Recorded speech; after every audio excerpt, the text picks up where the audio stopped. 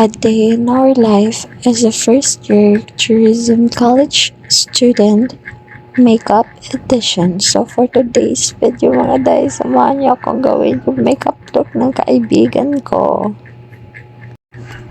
So I am doing my friend makeup pala right now. Okay. National screening for our upcoming intramurals this coming February.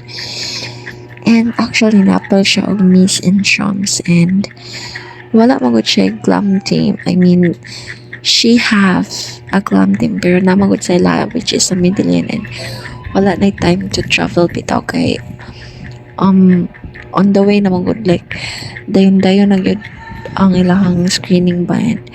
So we don't have any choice since kabalo mo ko makeup, so I'm going to do her look na lang. But at this moment is we're just taking our time and trust the process lang siya namang gibuhat no kay I'm not really expert when it comes to applying makeup bitaw for pageants kasi yung daily routine makeup na ginagawa ko is just for daily makeup, like for everyday makeup look lang, ganon for softy curly na makeup, ganon. Like I don't really have any experience doing makeup look for pageant bitaw, so ang gibuhat rani is nag-trust jud me sa process, especially right now kay urgent jud bitaw kaayo and wala hira mong good nag-update if based mo sa mga nahibawan is Friday ang screening actually, but the fact man gud nga like na change bitaw ang decision na ni ana sila nga kanang that day dayon day ang kanang kwan screening, but when we arrive sa school is dili siya screening, I mean photo shoot, like photo shoot di ang buhaton, so we don't do much effort bitaw sa makeup because we thought na it's only for screening lang ganon. But pag sinabi kasing screening is like rarampagan ng ganun, di naman kasi kami aware or informed na it's for pictorial pala. So ayun, like pagdating namin sa venue lang sa school namin which is a nursing department, malapit sa nursing department, is na-shock na lang kami na for photoshoot pala yung gagawin namin. But at that moment, my friend Shane she decided na mag-back up na lang daw siya kay lagi mo ni na like kanang she's not confident enough siyang look bitaw, especially some of the candidates they bring their glam team ganon.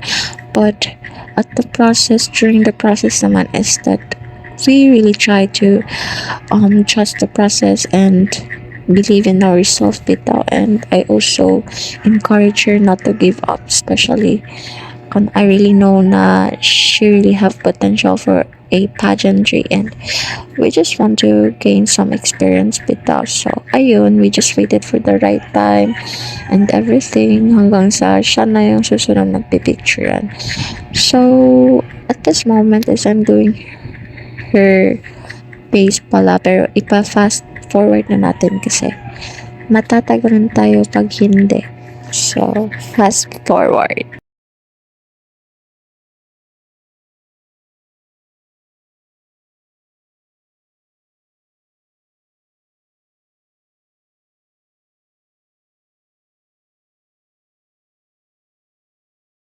So, fast forward mga guys is that at that moment is I'm already doing her base bitaw, like applying her blush on, foundation, contour, baking, and everything na dapat gawin sa base. Like I'm really trying my best to create her look bitaw kasi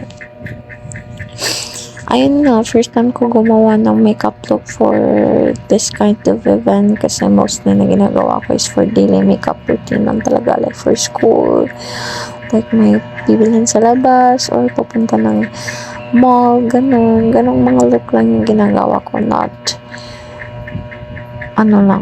pageantry look kasi I could swear to God na that's actually my first time doing pageantry look for her. And siya din kasi yung first friend ko na na-make-upan ko din for pageantry. Even, ano, even sa mga occasions, like, siya lang talaga yung first friend ko na na-make-upan ko aside sa mga cousin ko, diba? But, ayun na nga, while doing her makeup, we just had fun kasi we talk a lot, like her experience during her pageantry era during pandemics and like that. Like we really have fun doing her makeup while we're talking about our what will happen in our future, ganon. But so far so good. Maganda naman yung kinalabasan ng look niya actually. But ayun nga, hindi naman natin maiwasan mag-think ng negative thought, diba? And pero despite sa ganong mga ginagawa niya is I still managed to cheer her up and boost her confidence not to give up because I really believe in her. Like she really have the talent, she really have the potential for the pageantry. And ayun na nga, like sobrang na-overwhelm lang din ako kasi maganda yung creation ko, ganon. So at this moment guys, I'm so talkative, sorry about that, but at this moment is ginagawa ko na yung eyeshadow niya and everything hanggang sa natapos naman yung sa kanya. And after nun, so, after ko nga minake-upan si Shane is ako naman yung sinunod ko. Like, yung sarili ko naman yung inayusin ko kasi I'm actually going with her sa school para gawin yung screening niya. Aside kasi sa ako yung gumawa ng look niya, I'm also her friend bitaw and I really want to support my friends with the bottom of my heart. Kaya kailangan talagang nandun ako. And aside from that, is I really wanted to see my friend do her job ito as a representative of our department and our management. Like gusto ko talaga based kasi sa story niya is that I really want to see her ramp ito and in front of everyone. Like ganahan ko makita nga mo rampa siya, ganun. Like, as in, I'm super into her talent talaga. And, kaya, hindi pwedeng hindi ako pumunta doon kasi, aside sa ako yung nag-makeup sa kanya, ako yung a-assist sa kanya kasi nga wala yung glam team niya. Eh, kaibigan ko rin siya. And as a friend kasi is, gusto ko talaga i-support ng todo-todo yung mga friends ko. Kaya, I really need to be in Shane's screening. Even though lack of time na kami at this moment. But, you know, there's nothing impossible if you wanted it to happen na pa. So, ayun. And, simple look lang naman yung gagawin ko sa akin. Since manonood lang naman ako ng screening ni Shane. I mean, pictorial pala. And, when we arrive at our school sa venue, okay, we both really feel nga like bitong feeling you're in trouble or something like that. Like we're so nervous talaga kay we're too focused bitaw on what will happen. And Shane that time started to think negative thing, but as her friend bitaw, I never stopped saying na kaya ra na niyo and everything. Like, I really push her confidence to the highest level para bitaw dili siya makathink of negative thing. And even awat kani sa panal, she just wanted to give up bitaw kay tungod lagi yan ang kuan. Tungod around I'm sorry guys, it's already 5:20 a.m. right now but wala pa ko itulog. That's why nag-huy up. But back to the story is that si Shayna na nga time is like ganaan siya mo give up ito Kaya itong lagi lack of confidence na wala pag yun ihang manager and yung glam team and some of the candidate bring their organizers or even their managers and also their glam team. Kaya kinakabahan kami talaga kami that time kasi sino ba naman kasing hindi yung gumawa ng look niya walang experience sa paggawa ng walang experience sa paggawa ng like alam niyo yun yung mga ganong bagay like walang experience sa paggawa ng pageant makeup look ganun, so we're lack of confidence talaga that time, pero you know nothing is impossible if you wanted it, babe. So we really find ways to make that happen and we're really happy because nangyari nga siya.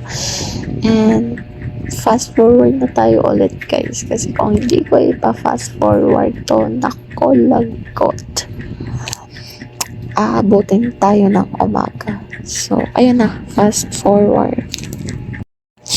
So, after nga ng mahaba-habang panahon na pag-makeup at pag-aayos is nandito na kami sa school namin, guys. Like, literally, nasa school na kami.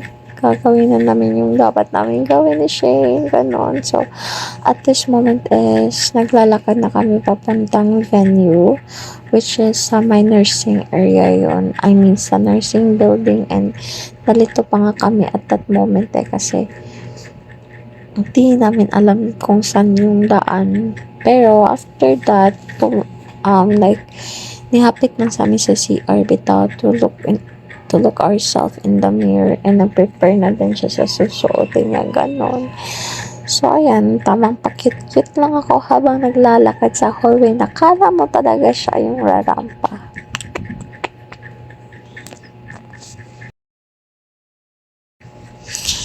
So, sa mga oras na to, guys, is malapit na kami sa venue na pupuntahan namin.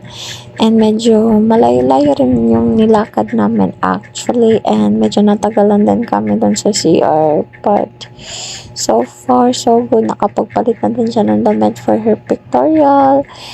And, ayun, kahit malayo, yung nalakad namin okay lang kasi solid din naman. At sa moment na to is andito na kami sa venue and look naman yung look na nagawa ko sa kanya, guys. Like, she's still pretty though kahit ganyan yung look niya, like kahit hindi ka professional yung gumawa niyan, but still nairaos niya pa rin yan. And ayan na nga, kita niya naman sa mukha niya, diba? Like, problemado talaga siya kasi nga she wanted to give up na lang kasi some of the candidates nga is dala-dala nila yung glam team nila abang siya is wala, ako lang yung meron siya that time. But even though ako lang yung nag-a-assist sa kanya gumagawa ng look niya and everything, we're still happy and proud to ourselves na nakaya namin kahit wala kaming kasamang mas matanda sa amin, diba?